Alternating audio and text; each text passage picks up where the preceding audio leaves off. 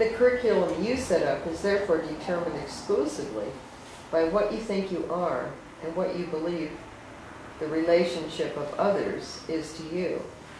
In the formal teaching situation, these questions may be totally unrelated to what you think you are teaching.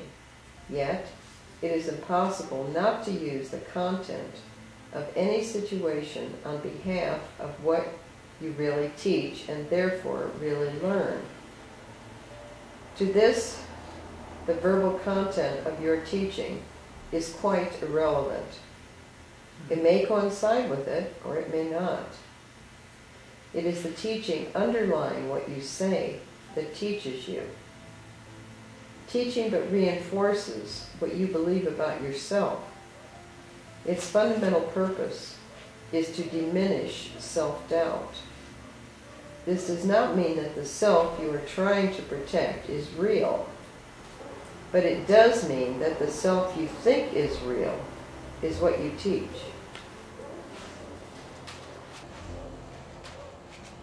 So teaching but reinforces what you believe about yourself. So you're demonstrating and reinforcing, and so he says you can teach yourself, you're in a body, and we have really taught ourselves that, but that doesn't mean it's real, and we're doing it because we have this doubt, we have this self-doubt and self-consciousness, so we keep trying to teach ourselves who we are. And it's interesting too, this paragraph is explaining that it's not necessarily the form of the conversation might just be a real earthly kind of not, but if underneath your message is you are a valuable spiritual being that deserves appreciation and respect, that's the content underneath it, rather than you were bugging me, I don't like what you think, I don't think I want to know you, all these kinds of other thoughts that the ego might think because you're not serving its purpose. That's the content. That's why we're supposed to watch what we think more than what we say, because we can say something that wouldn't, like if we're talking to, like you said, people that aren't course students, you don't want to use this language, they can't understand it, but you can use other language, but you're saying the same thing, you're just communicating. I think it's speaking in tongues. I really do think that's what the Bible meant by speaking in tongues. You speak at the level of the person you're with, but the content underneath is always the same, so it's always the same message, but your words are applicable to the circumstance.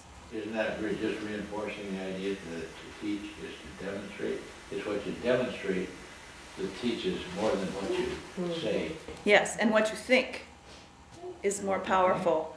Yeah, what you think about someone is more powerful than what you say, because you know how you can say really nice things.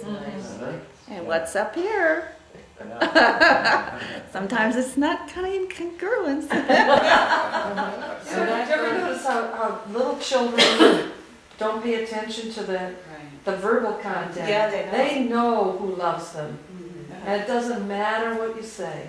Yeah. And even dogs. Okay, yeah. It's like, only as we kind of, mature, we think the verbal content is really what's so important. Yes, right, that's true.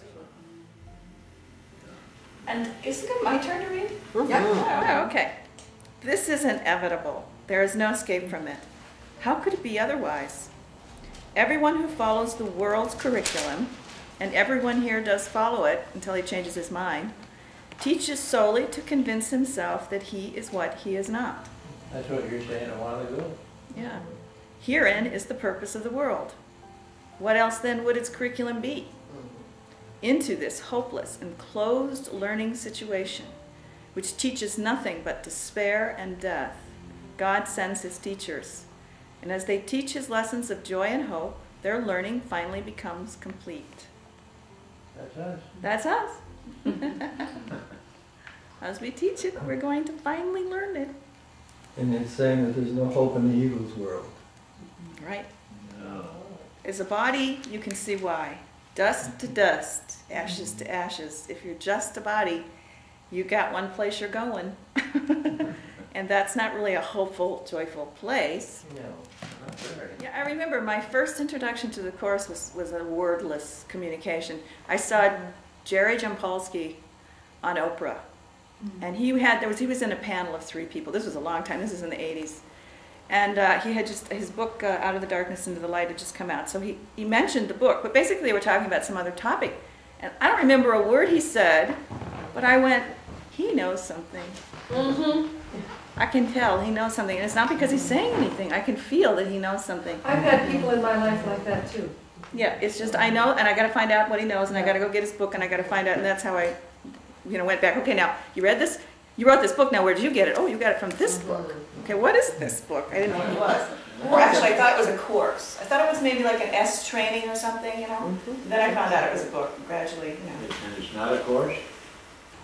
Well, I meant a course like because it sounds like when you have. Did you think that when you first heard the word "A Course in Miracles" that it's some kind of class you take? Yeah. It would be at least 12 credit hours. Yeah, something like that. I was looking for it, because I did est. I thought, well, I'll go do a course in miracles. Sounds like a good, fun weekend. Yeah, it turned into a little more than a weekend. Jean? Except for God's teachers, there would be little hope of salvation, for the world of sin would seem forever real. The self-deceiving must deceive, for they must teach deception. And what else is hell? This is a manual for the teachers of God. They are not perfect, or they would not be here. Yet it is their mission to become perfect here. And so they teach perfection over and over in many, many ways, until they have learned it. And then they are seen no more, although their thoughts remain a source of strength and truth forever. Who are they? How are they chosen? What do they do? How can they work out their own salvation and the salvation of the world?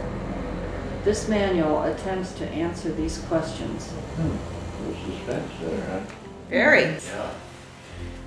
Then there's a question in what I said.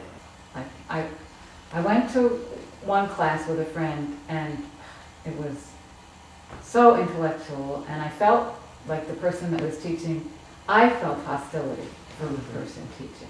And then I went to another class, and it was still all very intellectual, but I didn't feel as if it could change me where I wanted to be changed, that is, to be more forgiving and more loving. And then when I met you, I felt like, oh, if I come and hang around you, maybe I'll get to learn what it is that I want neat. to learn. Because I felt that, and so that's partly what... So this is exactly what he's saying, and we are talking and teaching wordlessly. Yes, exactly. That is very cool and also very responsible. We don't just have a responsibility to get our words in line. We have to get our thoughts in line. Was it where I was, what I saw, as I progressed? Yeah, it was your desire to find an answer. When the answer came, that's how I feel like Jerry Champolsky was. I was looking for an answer. That's why I saw the light in him. But if I hadn't been looking for an answer, I wouldn't even have noticed. I don't think I would have noticed.